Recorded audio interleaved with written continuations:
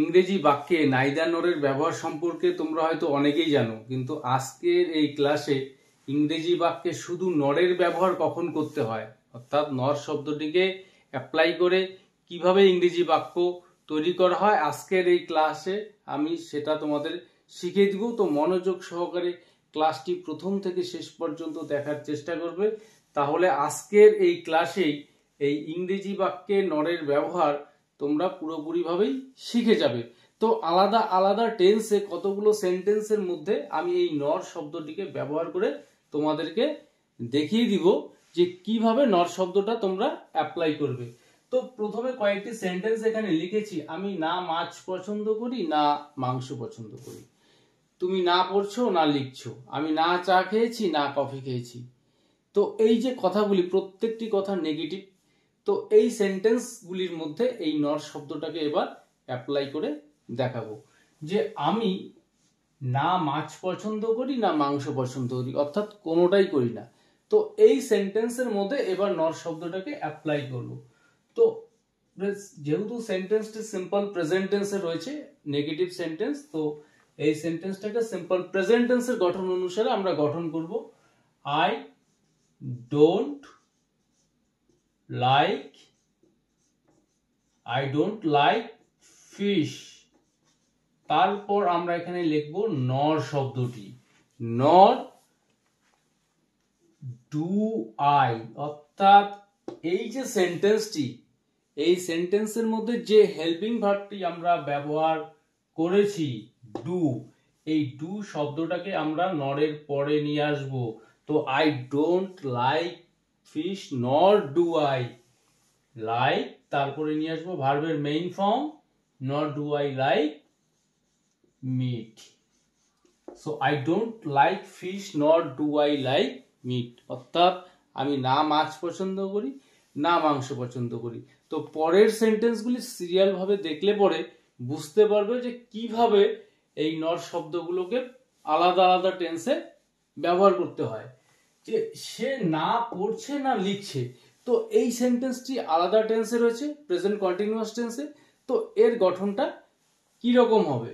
তো এখানে সাবজেক্ট সে না পড়ছে না লিখছে, অর্থাৎ কোনোটাই করছে না, সে পড়ছেও না লিখছেও না। তো সে না পড়ছে না, he or she is not reading.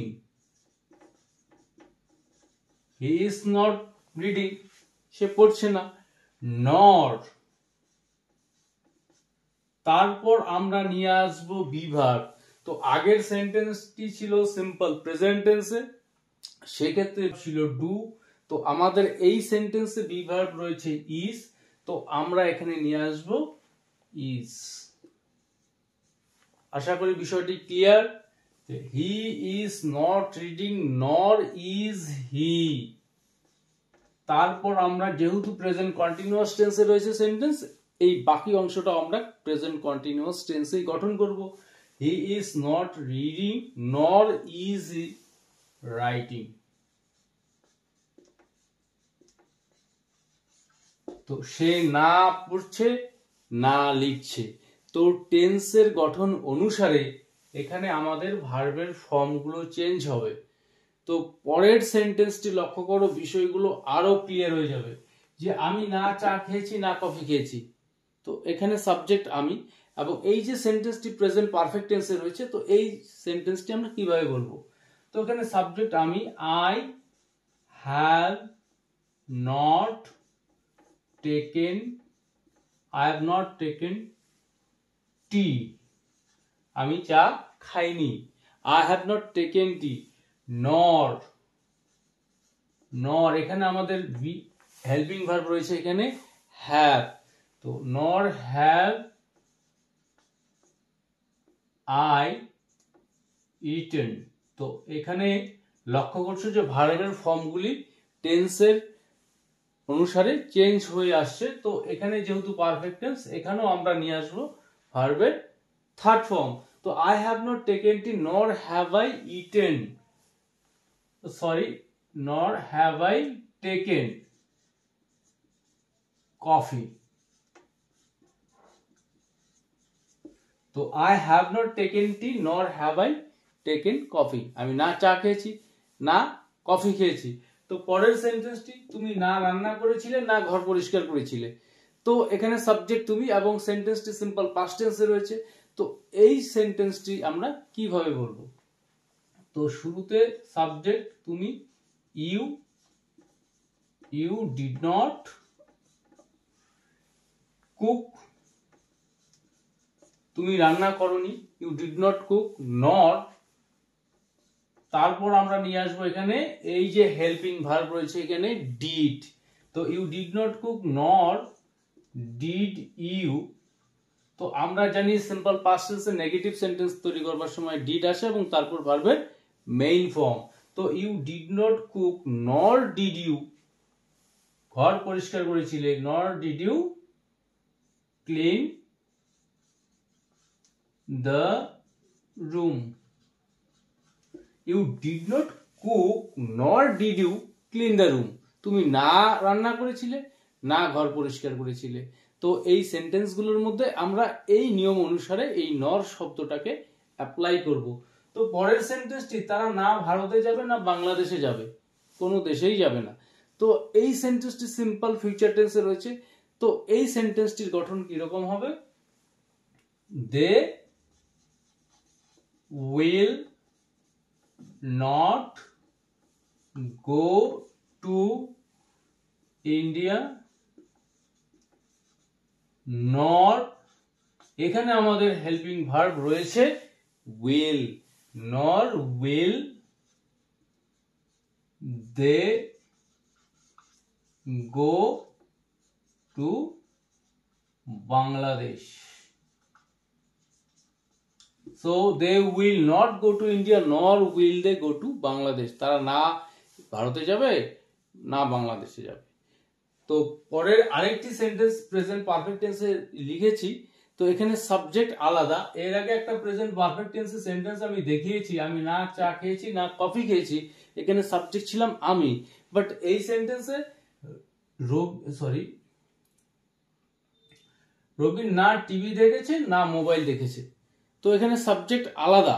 তো এই সেন্টেন্সটির গঠন কিরকম হবে? তো রবিন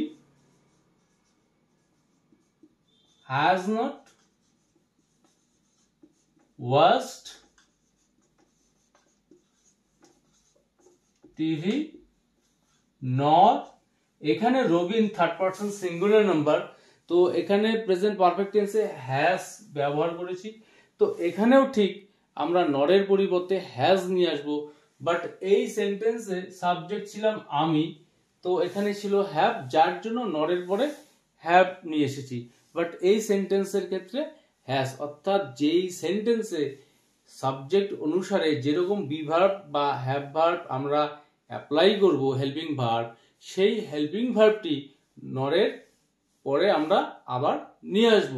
তো Robin has not watch TV নর হ্যাজ হি ওয়াচড মোবাইল। তো পরের সেন্টেন্সটি, আমি না ঘুমাচ্ছিলাম না টিভি দেখছিলাম, মানে কিছু করছিলাম কোনোটাই না, না ঘুমাচ্ছিলাম না টিভি দেখছিলাম। তো এই সেন্টেন্সের মধ্যে আমরা নর কিভাবে অ্যাপ্লাই করব?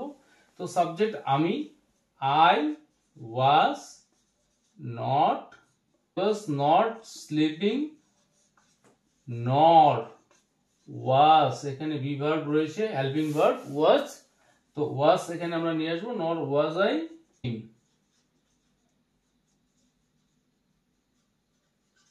TV. I was not sleeping nor was I watching TV, আমি না ঘুমাচ্ছিলাম না টিভি দেখছিলাম। তো লাস্ট সেন্টেন্স এখানে আরেকটি রয়েছে, সে না গরিব না সে ধনী, মানে কোনোটাই নয়। তো এই সেন্টেন্সটির মধ্যে বি ভার্ব অ্যাপ্লাই করতে হবে। তো এখানে সে না গরিব না ধনী, এখানে কোনো অ্যাকশন নেই। তো এই সেন্টেন্সটির ক্ষেত্রে হবে হি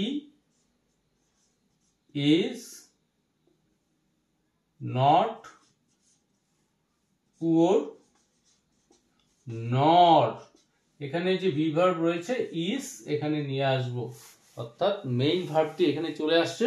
হি ইজ নট পুয়ার নর ইজ হি রিচ, সে না গরিব না সে ধ্বনি। তাহলে এই নর শব্দটিকে আলাদা আলাদা টেন্সে কিভাবে ব্যবহার করতে হয়, তো আজকের ক্লাসে এই সেন্টেন্সগুলোর মধ্য দিয়ে আমি তোমাদেরকে বোঝানোর চেষ্টা করলাম। তো আশা করি তোমাদের ক্লাসটি বুঝতে কোনো প্রকার অসুবিধা হয়নি। তারপরেও সমস্যা হলে তোমরা অবশ্যই কমেন্ট করে জানাবে। আর ক্লাসটি ভালো লেগে থাকলে অবশ্যই এই ভিডিওটিতে একটি লাইক, কমেন্ট বা শেয়ার করতে